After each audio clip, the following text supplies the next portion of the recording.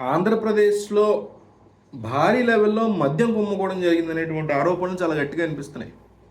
ఇది గనక ప్రూవ్ అయితే కొన్ని గంటల్లోనే ప్రూవ్ అంటే ప్రైమా ఫేసి ఉంటే కొన్ని గంటల్లోనే ఒక పెద్ద రెడ్డి గారు అరెస్ట్ అయ్యేటువంటి పరిస్థితులు కనిపిస్తున్నాయి ఏపీలో.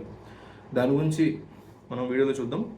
మద్యం కుంభకోణంలో కీలక పాత్రధారిగా అభియోగాలు ఎదుర్కొంటున్న Andhra Pradesh state beverages corporation limited మాజీ ఎండీ, ఐఆర్టీఎస్ అధికారి డి వాసుదేవరెడ్డి ఇంట్లో సోదాలు జరిగాయి.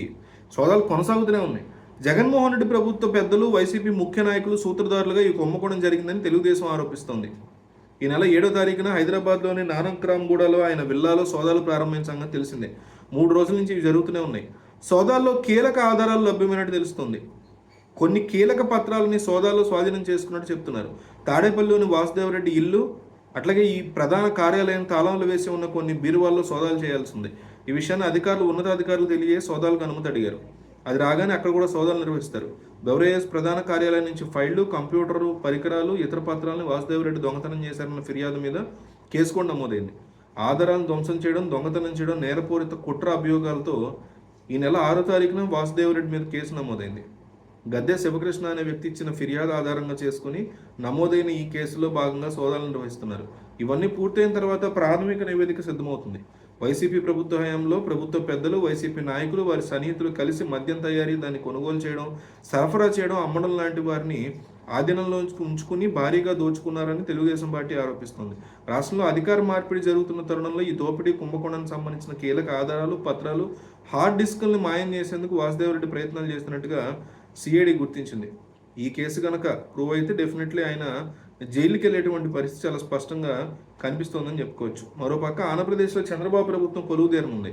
12వ తారీఖున చంద్రబాబు నాయుడు యొక్క ప్రమాణ స్వీకారానికి భారీ ఏర్పాట్లు జరుగుతున్నాయి. కేంద్రంలో మోడీ క్యాబినెట్లో ఏపీ నుంచి 3కి ప్రాధాన్యత దక్కింది. ఏపీలో చంద్రబాబు ప్రభుత్వంలో కూటమి నుంచి ఎవరికి ఛాన్స్ దక్కుతుందనేది ఆసక్తి మొదలైంది. ఢిల్లీలో కీలక పరిణామాలు జరుగుతున్నటువంటి ఈ టైంలో వీటికి అనుగుణంగా ఏపీలో కూడా నిర్ణయాలు ఉంటాయి. కేంద్రంలో ఎన్డీఏ ప్రభుత్వం ఏర్పాటైంది. 72 మంది మంత్రులతో మోడీ ప్రమాణ స్వీకారం చేశారు.